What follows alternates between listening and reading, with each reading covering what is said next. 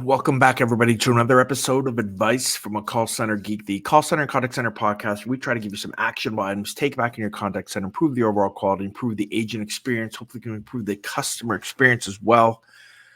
Oh, how's everybody doing? My name is Tom Laird. Most of you guys know me by now, I would hope.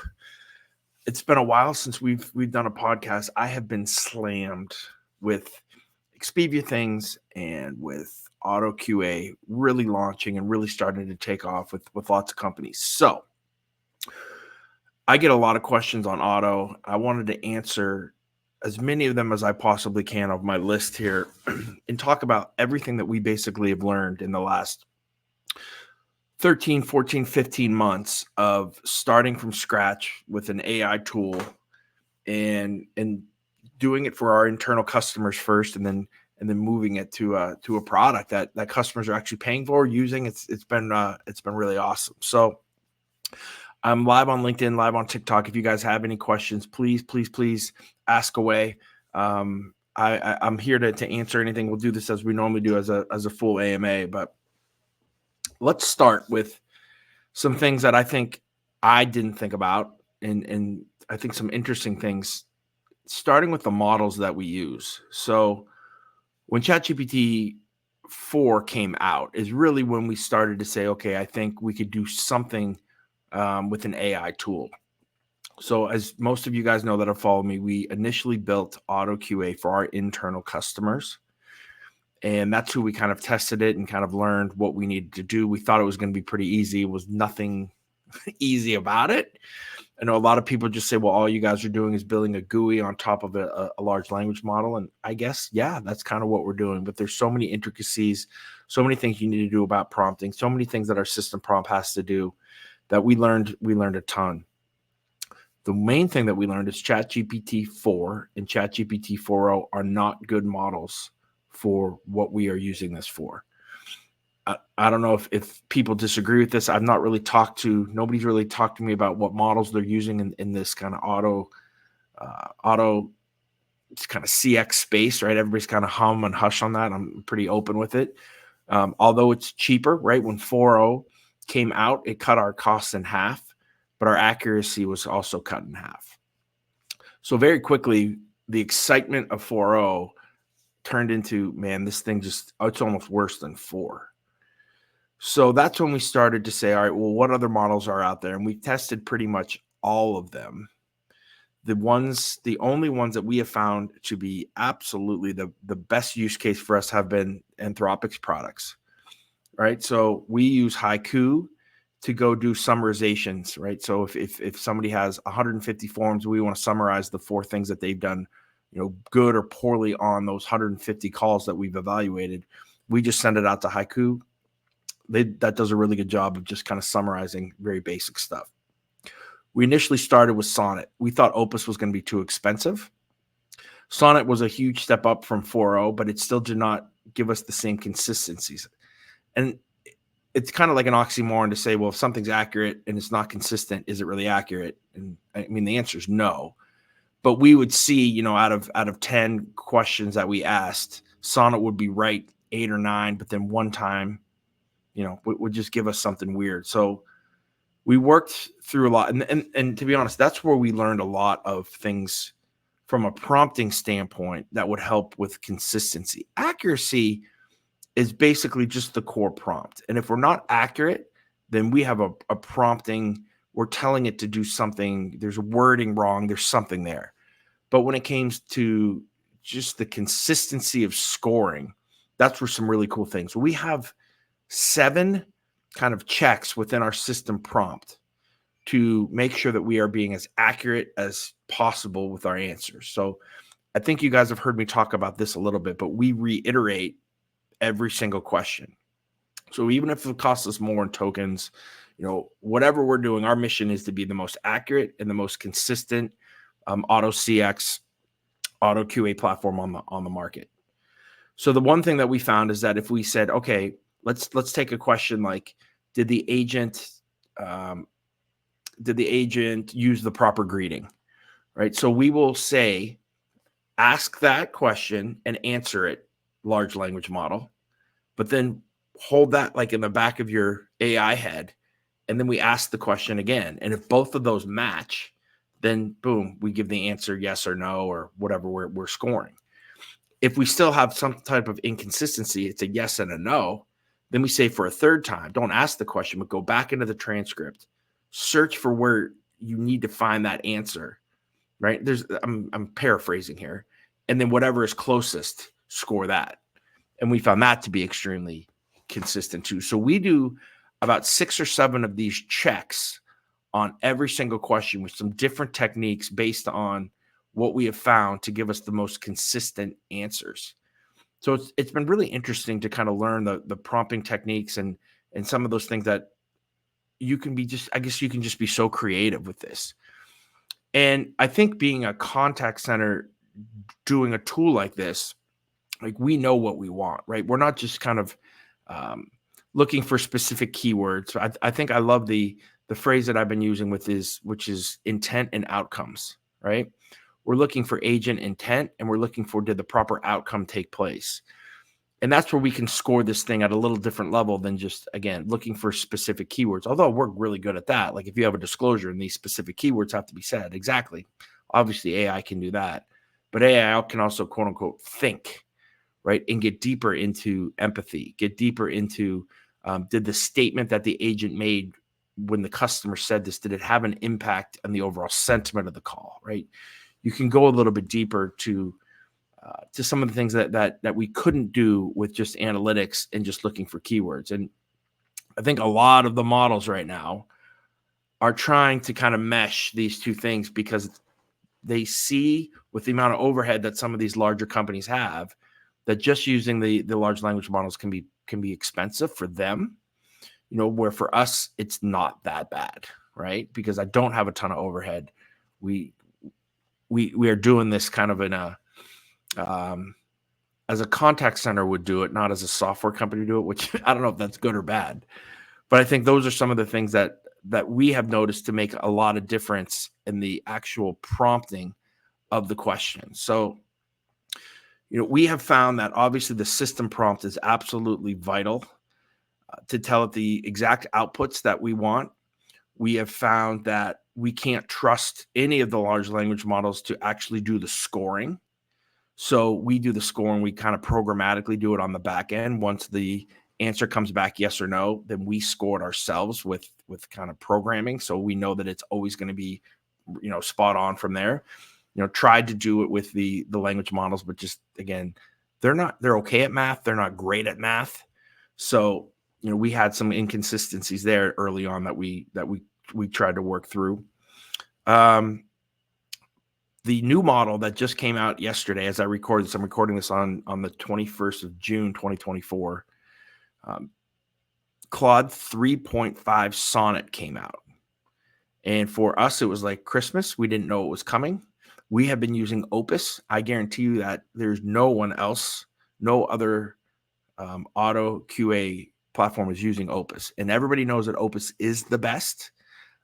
It's been beaten up ChatGPT 4.0 for a really long time, but no one's using it because it's so expensive. That is our core model that we've been using for everyone is Opus, right? So the most expensive model, but we're getting the best results. And we just figured that'll take care of everything else. So when 3.5 just came out yesterday, it's about half the cost, actually a little bit more than half the cost of Opus. But what we're finding is that it is better than Opus as well. Now, we've only been testing this for a day. We've been running models.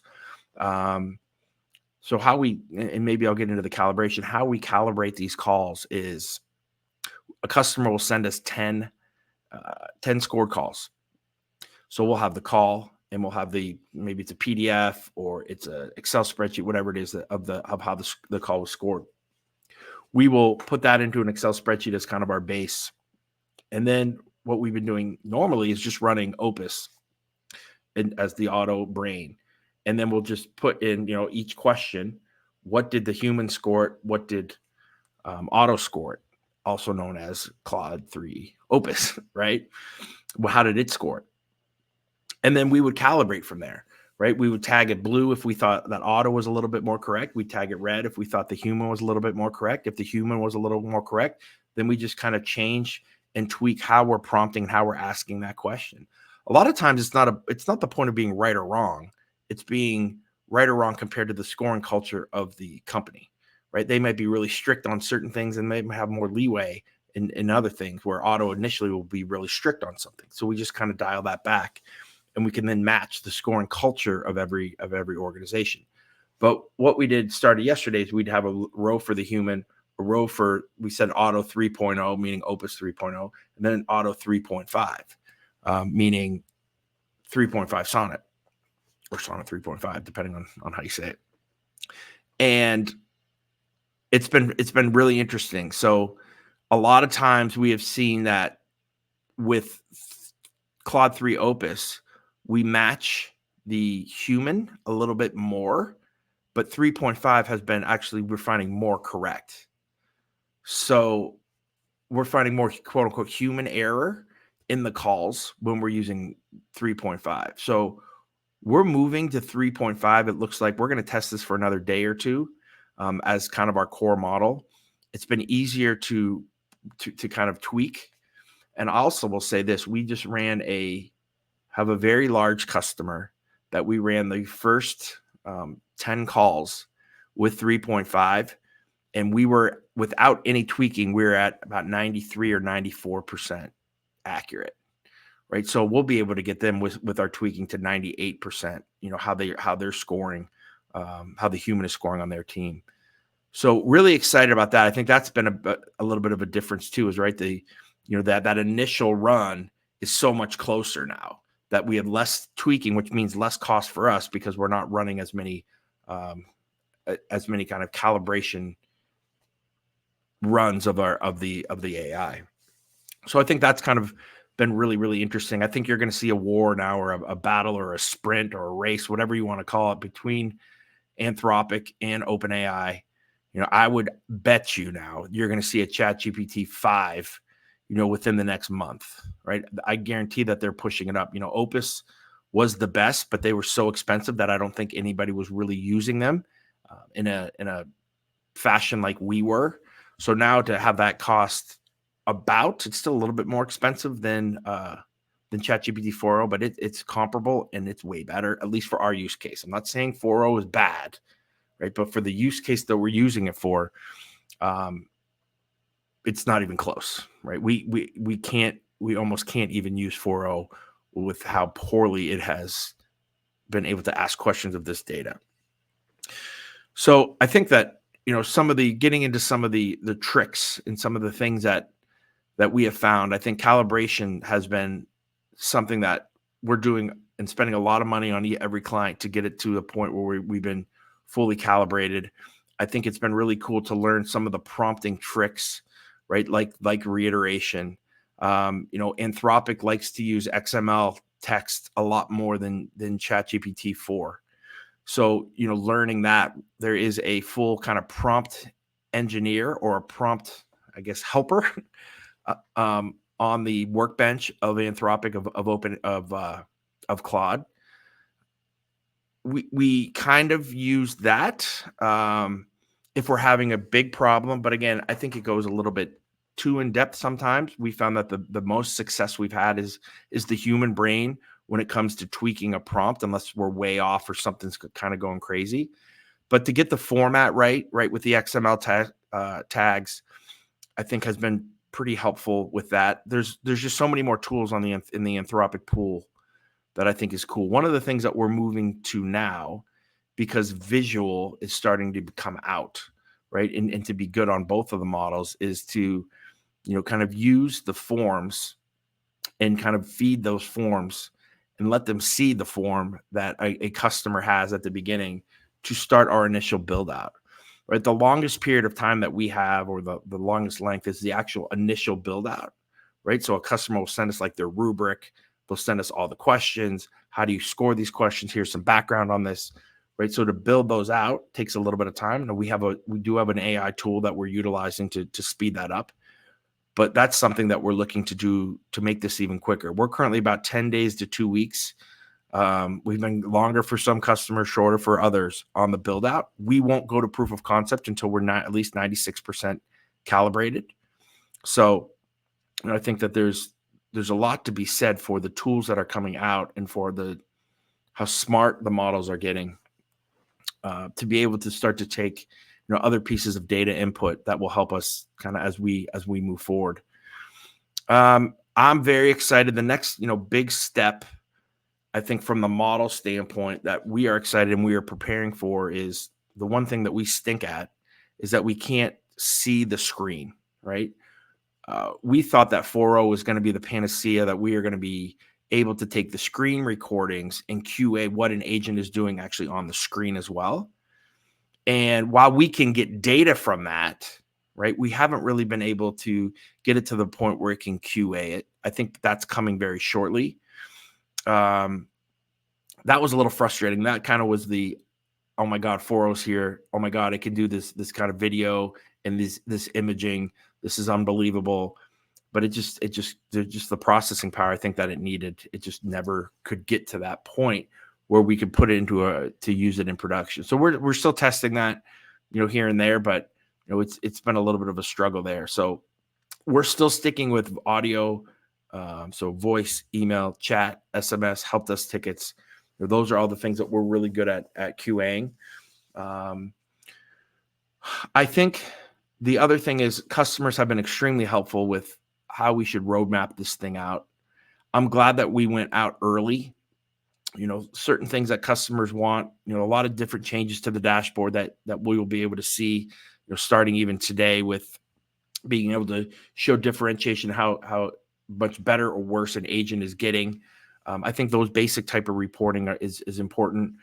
Auto fails were not easy, right? To do auto fails was something that we're now doing programmatically. So for a section of a QA form, we will say, we'll just click it into this is an auto fail section. So if any of them, and we'll say, we'll click the auto fail and we'll say yes. So if any of those questions are answered yes, then we will still score the call, but it'll be a 0 for the overall call, although you'll be able to still see the sections. So we've been able to tweak some things there. Rated calls we're getting much better at. I feel very comfortable now going out with customers and say, hey, I don't want a yes or no, but I want on a scale of 1 through 10.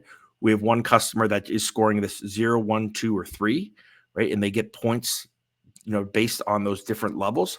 And I think we're very close and very accurate with those guys. So I think that customer is pretty happy with where things are going, because that's a little bit more subjective, right?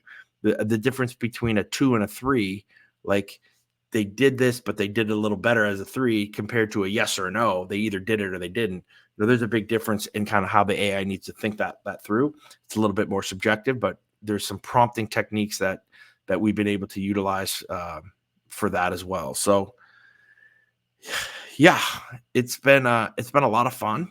We are getting better and better and better and better and faster at this every single day. I'd love to build some of this stuff out for you guys. Again, remember, no contracts right now. There's still no setup. I don't know how much longer we're going to be able to do that for, but right now there's still no setup. Total usage model, right? So no seat licenses or any of that. It doesn't cost you anything to run this, from us building your form out to a full proof of concept of you being able to do 100 to 200 calls on your own to check it out. So we do all the work for you. All you do is sit back and at the end score some calls, answer some questions if we have, and then hopefully we can really do some cool things for you from a cost standpoint. As we work the cost of this compared to a human being is pennies. So I think that you can utilize your teams in a lot of different ways that are more productive as well. So thank you guys. Again, check us out, OttoQA.com, ExpiviaUSA.com. Love to talk with you guys either on your outsourcing, also on our OttoQA platform as well.